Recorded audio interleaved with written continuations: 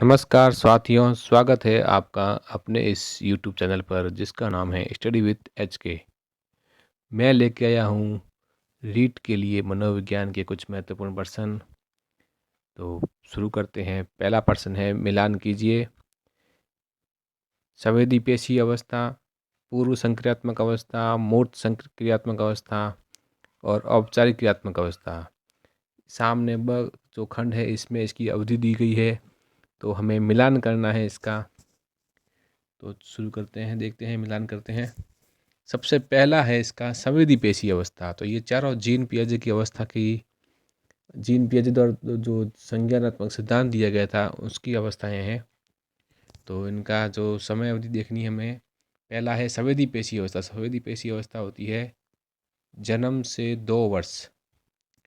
दूसरा है पूर्व संक्रियात्मक अवस्था। तो पूर्व संक्रियात्मक अवस्था होती है, इसकी दूसरी अवस्था है 2 से 7 वर्ष। तीसरा है मूर्त क्रियात्मक अवस्था। तो मूर्त क्रियात्मक अवस्था जो होती है वो होती है तीसरी अवस्था, 7 से 12 वर्ष। और चौथा है औपचारिक क्रियात्मक अवस्था, ये होती है 12 वर्ष के बाद। तो ये इसका मिलान हो गया। तो देखते हैं कौन सा ऑप्शन इसका राइट होगा। पहले में पहला, तो पहले में पहला, तो ये तो हो नहीं सकता, गलत है। दूसरा ऑप्शन आ जाते हैं, पहले में दूसरा, पहले में दूसरा था, दूसरे में पहला, ये भी था। ये इस तरह से मिलान किया था हमने अभी। पहले में दूसरा, बी का पहला, सी का चौथा, सी का चौथा है और डी का तीसरा। तो सही ऑप्शन बी इसका आंसर हो जाएगा। नेक्स्ट प्रश्न देखते हैं। The language and thought of child पुस्तक के लेखक कौन है। एक पुस्तक का नाम दिया गया है यहाँ पर, the language and thought of child. इस पुस्तक का लेखक के बारे में बताना है, कौन है इसका लेखक। पहला ऑप्शन है जीन पियाजे, दूसरा है वाटसन, तीसरा ऑप्शन है थार्नडाइक, चौथा ऑप्शन है कॉलबर्ग। तो बताइए इसका आंसर क्या हो सकता है। इसका आंसर होगा ऑप्शन ए, जीन पियाजे। ये जीन पियाजे की पुस्तक है the language and thought of child. संज्ञानात्मक जो सिद्धांत दिया था उसमें ये थी। फिर है तीसरा प्रश्न है, वस्तुओं को क्रम से रखना, हल्के भारी का ज्ञान होना, रंगों को पहचानना, यह जीन पियाजे की कौन सी अवस्था से संबंधित है। 3 गुण मैंने दिए इसमें यहाँ पर, वस्तुओं को क्रम से रखना, हल्के भारी का ज्ञान होना और रंगों को पहचानना। अब बताना है यह जीन पियाजे की कौन सी अवस्था से संबंधित है। पहला है इंद्रिय जनित अवस्था, दूसरा है पूर्व संक्रियात्मक अवस्था, तीसरा है मूर्त संक्रियात्मक अवस्था,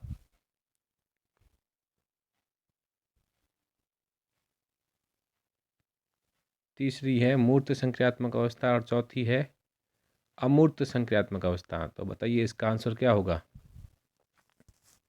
इसका आंसर हो जाएगा ऑप्शन ब, पूर्व संक्रियात्मक अवस्था। 2 से 7 वर्ष की जो अवधि होती है उसके जो अंतिम वर्ष में, जैसे 5-6 वर्ष के बाद में बच्चा, 5 वर्ष के बाद में बच्चा लगभग वस्तुओं को क्रम से जमाना सीख जाता है, उसको हल्के भारी का भी ज्ञान होना शुरू हो जाता है और रंगों के को पहचानने लग जाता है। तो ये जो अवस्था होती है पूर्व संक्रियात्मक अवस्था की अवधि होती है। इस अवस्था में ये गुण बच्चे में विकसित हो जाते हैं। प्रश्न नंबर 4 देखते हैं। प्राक संप्रत्यात्मकता की अवधि मानी गई है। ऑप्शन पहला है जन्म से 2 वर्ष, दूसरा ऑप्शन है 2 से 4 वर्ष, तीसरा है 2 से 7 वर्ष और चौथा है 4 से 7 वर्ष। तो बताइए इसका आंसर क्या होगा। इसका आंसर हो जाएगा ऑप्शन ब, 2 से 4 वर्ष। जो प्राक संप्रत्यात्मकता की अवधि मानी गई है वो 2 से 4 वर्ष मानी गई है। ये जीन पियाजे की जो पूर्व संक्रियात्मक अवस्था की जो अवधि होती है, पूर्व संक्रियात्मक अवस्था, उसको 2 भागों में बांटा गया है, एक प्राक संक्रियात्मक में और दूसरा है अंतः प्रज्ञा काल में। तो प्राक संक्रियात्मकता की जो अवधि होती है वो होती है 2 से 4 और उसकी होती है 4 से 7 वर्ष। नेक्स्ट प्रश्न देखते हैं। नेक्स्ट प्रश्न उसी संबंधित है। अंतः प्रज्ञा काल की अवधि मानी गई है 4 से 7 वर्ष, 7 से 11 वर्ष, 12 से 18 वर्ष या चौथा ऑप्शन है इनमें से कोई नहीं। तो बताइए इसका आंसर क्या होगा।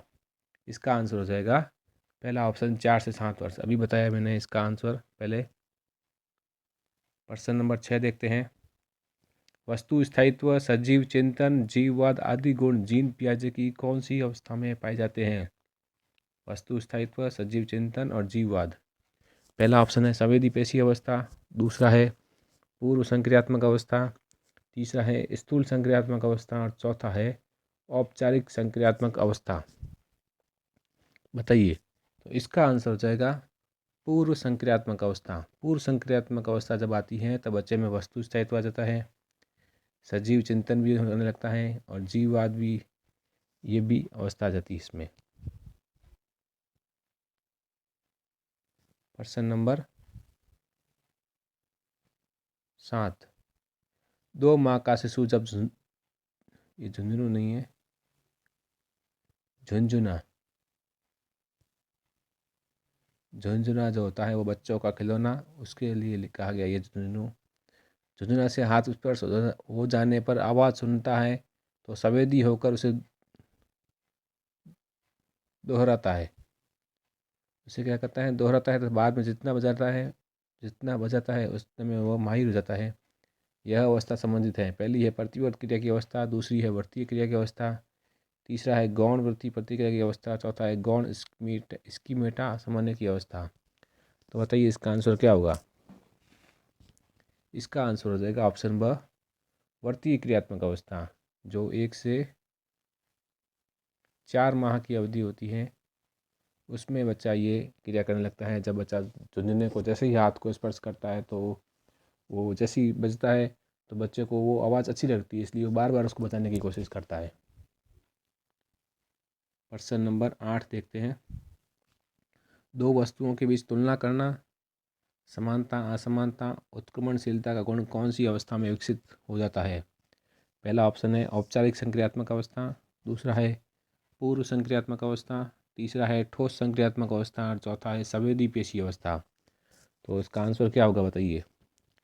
इसका आंसर हो जाएगा ठोस संक्रियात्मक अवस्था, जिसकी अवधि होती है 7 से 11 वर्ष की अवधि मानी गई है। उसमें बच्चों में वस्तुओं के बीच तुलना करना आ जाता है, समानता असमानता बता सकता है बच्चा, और उत्क्रमणशीलता का गुण आ जाएगा बच्चे में, किसी भी प्रक्रिया को उल्टा दोहराना उत्क्रमणशीलता कहलाता है। एक बालक के लिए कार, हवा, बादल, चांद, सूरज सब उसके लिए सजीव है। मतलब कार भी उसके लिए सजीव है, वो कार से बातें करने लगता है। चंदा मामा, छोटे छोटे बच्चों को कहानी सुनाते हैं जब चंदा मामा के बारे में, तो सूरज के बारे में। तो ये सब क्या वो बच्चे सजीव सजीव मान लेता है। तो इसका अपने को बताना है कि इसका संबंध क्या है, किससे संबंधित है। आत्मकेंद्रिता से, स्कीमा से, अवबोध से, जीववाद से। तो बताइए इसका आंसर क्या होगा। इसका आंसर हो जाएगा जीववाद। ये जीववाद होता है जिसमें बच्चा सजीव निर्जीव वस्तुओं को सजीव मानने लग जाता है। प्रश्न नंबर 10 देखते हैं। स्कीमा से आज से है स्कीमा, ये जीन पियाजे के सिद्धांत में दिया गया एक शब्द है स्कीमा। तो बताना है इसका अर्थ क्या है, आशय क्या है। पहला ऑप्शन है वातावरण द्वारा अर्जित संपूर्ण ज्ञान का संगठन, दूसरा है अपने ही विचार को सही मानना, तीसरा है निर्जीव वस्तुओं को सजीव मान समझना, चौथा है इनमें से कोई नहीं। तो बताइए स्कीमा से आज से क्या है। स्कीमा से आज से है ऑप्शन है वातावरण द्वारा अर्जित संपूर्ण ज्ञान का संगठन, ये स्कीमा होता है। मानसिक संरचना होती है स्कीमा। वातावरण द्वारा जो भी अर्जित ज्ञान होता है वो हमारे मन मस्तिष्क में स्टोर हो जाता है, इकट्ठा हो जाता है। फिर है प्रश्न नंबर 11वां। संरचनात्मक सिद्धांत के प्रतिपादक कौन है। पहला ऑप्शन जीन पियाजे, दूसरा है जेरोम एस ब्रूनर, तीसरा है ऑप्शन कोलबर्ग, चौथा है अल्बर्ट बंडूरा। तो बताइए इसका आंसर क्या होगा। संरचनात्मक सिद्धांत के प्रतिपादक जेरोम एस ब्रूनर है। प्रश्न नंबर 12वां देखते हैं। मिलान कीजिए।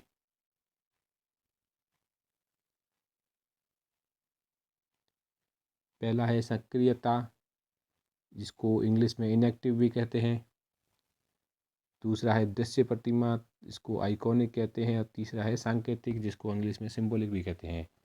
मनोविज्ञान में इंग्लिश शब्द याद होने बहुत ज़रूरी होते हैं, कई बार उनके दूसरे शब्द आ जाते हैं और हम देखते हैं कि ये शब्द कहाँ से आ गया, लेकिन अगर हमें इसका इंग्लिश शब्द ज्ञात होगा तो हम आसानी से प्रश्न को कर पाएंगे।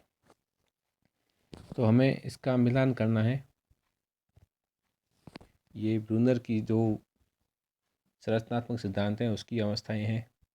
पहला है सक्रियता, तो ये अवधि बताइए क्या है इसकी। इसकी अवधि 0 से 3 वर्ष। दूसरी है दृश्य प्रतिमा आइकॉनिक स्टेज, 3 से 12 वर्ष। और तीसरी स्टेज है सांकेतिक, जिसको सिंबॉलिक कहते हैं, 12 वर्ष के बाद की क्रम में रखी हुई पहले से ही। तो देखिए पहला इसका आंसर होगा 1 2 3, हाँ पहला इसका आंसर हो जाएगा। प्रश्न नंबर 13 देखते हैं। द प्रोसेस ऑफ एजुकेशन पुस्तक के लेखक कौन है? जेरम एस ब्रूनर, जीन पियाजे, एल्काइन, वाटसन। बताइए इसका आंसर क्या होगा। इसका आंसर हो जाएगा option A, Jerome S Bruner. यह जेरम एस ब्रूनर की पुस्तक है द प्रोसेस ऑफ एजुकेशन। और एक पुस्तक और है द रिलेवेंस ऑफ एजुकेशन, एक पुस्तक और इसकी, द रिलेवेंस ऑफ एजुकेशन। प्रश्न नंबर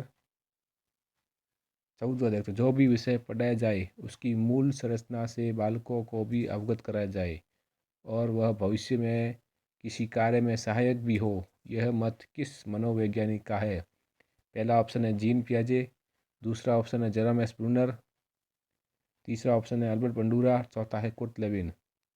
बताइए इसका आंसर क्या होगा। जो भी विषय पढ़ाया जाए उसकी मूल संरचना से बच्चों को बताना चाहिए, इसकी मूल संरचना से। और जो शिक्षा है वो भविष्य में बच्चों के कार्य भी सहायक है, मतलब व्यावसायिक शिक्षा के रूप में। तो बताइए इसका आंसर क्या होगा। इसका आंसर हो जाएगा ऑप्शन ब, जेरम एस ब्रूनर का ये मत था। प्रश्न नंबर 15, सामाजिक संज्ञानात्मक सिद्धांत के प्रतिपादक हैं Kurt Lewin, Albert Bandura, Jerome S Bruner, Jean पियाजे। तो 15वें प्रश्न का आंसर बताइए। सामाजिक संज्ञानात्मक सिद्धांत, सामाजिक संज्ञान सिद्धांत ऑप्शन ब, अल्बर्ट बंडूरा इसका आंसर हो जाएगा। अल्बर्ट बंडूरा ने ये सिद्धांत दिया था। प्रश्न नंबर 16 देखते हैं। सार्थक अधिगम है, कैसा अधिगम? सार्थक अधिगम। पहला ऑप्शन है वयस्कों और अधिक सक्षम साथियों का अनुकरण, दूसरा है उद्दीपक तथा उत्तर के बीच युग्मन तथा साहचर्य, तीसरा ऑप्शन है दी गई सूचना का निष्क्रिय ग्रहण, जो सूचना दी जा रही है केवल उसको निष्क्रिय रूप से ग्रहण करते जाओ, और चौथा ऑप्शन निजी अनुभवों से ज्ञान की संरचनाओं का सक्रिय निर्माण करना। तो बताइए इसका आंसर क्या हो सकता है। इसका आंसर हो जाएगा ऑप्शन द, निजी अनुभवों से ज्ञान की संरचनाओं का सक्रिय निर्माण करना। 17वां प्रश्न देखते हैं। अल्बर्ट बंडूरा द्वारा दिए गए अधिगम सिद्धांत को निम्न रेख स्थान से जाना जाता है। चिन्ह अधिगम सिद्धांत, अंतर्दृष्टि अधिगम सिद्धांत, मौखिक अधिगम सिद्धांत, अवलोकनात्मक अधिगम सिद्धांत। तो बताइए अधिगम बंडूरा के सिद्धांत को और किस नाम से जाना जाता है। इसका आंसर हो जाएगा ऑप्शन द, अवलोकनात्मक अधिगम सिद्धांत, ऑब्जर्वेशन लर्निंग थ्योरी। इसका एक और नाम भी है जिसको मॉडल अधिगम सिद्धांत भी कहते हैं, तो इस नाम को भी ध्यान रखिए, मॉडल को भी। प्रश्न नंबर 18 देखते हैं। शिक्षा की प्रक्रिया का कौन सा उपागम अधिगमकर्ता को केंद्र में रखता है? किसको? अधिगमकर्ता को, ना कि शिक्षक को। तो पहला है सृजनात्मक उपागम, दूसरा ऑप्शन है व्यवहारवादी उपागम, तीसरा ऑप्शन है क्रियात्मक उपागम, चौथा है संरचनात्मक उपागम। तो बताइए इसमें क्या होगा आंसर। इसका आंसर हो जाएगा ऑप्शन ए, सृजनात्मक उपागम, जिसमें अधिगमकर्ता जो होता है, जो अधिगम करने वाला होता है, उसको केंद्र में रखा जाता है। प्रश्न नंबर 19वां देखते हैं। पियाजे के सिद्धांत में एक प्रक्रिया जो पुराने और नए धारणाएं और अनुभव के बीच संतुलन की क्रिया है जाना जाता है। समावेश, ऑप्शन बी समायोजन, ऑप्शन सी संतुलन, ऑप्शन डी ज्ञान विघ्न। तो इसका प्रश्न का आंसर बताइए। प्रश्न के अंदर ही इसका आंसर छिपा हुआ पड़ा है, ध्यान से अगर प्रश्न को पढ़ते हैं तो हमें इसका आंसर मिल जाता है। इसका आंसर, ये बड़ा आंसर यहाँ पर लिखा हुआ है संतुलन। पुराने और नए धारणाएं और अनुभव के बीच क्या करना है, संतुलन बिठाना है, तो संतुलन ही इसका आंसर हो जाएगा। ऑप्शन नंबर स हो जाएगा इसका आंसर। प्रश्न नंबर 20 देखते हैं। एक बालक काली गाय, काला कुत्ता, काली वस्तुओं को देखकर डरने लगता है। इस प्रकार के अनुबंधन में निहित हैं अनुक्रिया अनुबंधन, उद्दीपक सामान्यीकरण, अनुक्रिया सामान्यीकरण या उपरोक्त में से कोई नहीं। बताइए इसका आंसर क्या होगा। इसका आंसर हो जाएगा उद्दीपक सामान्यीकरण, क्योंकि वह विभिन्न जो उद्दीपक हैं, काली गाय, काला कुत्ता, काली वस्तुओं, उन सबको सामान्यीकरण कर रहा है, उन सबको उसने मिला दिया है, सबको समान समझ गया कि हाँ काली गाय एक ही, कुत्ता अलग है, एक ही है, सब सभी जैसे हो गए उसके लिए। तो ये थे आज के प्रश्न। अगर आप पहली बार मेरे इस वीडियो को देख रहे हैं तो मेरे इस चैनल को सब्सक्राइब करें, लाइक करें और कमेंट करें, बताएं कितने प्रश्न सही हो रहे हैं आपके। धन्यवाद।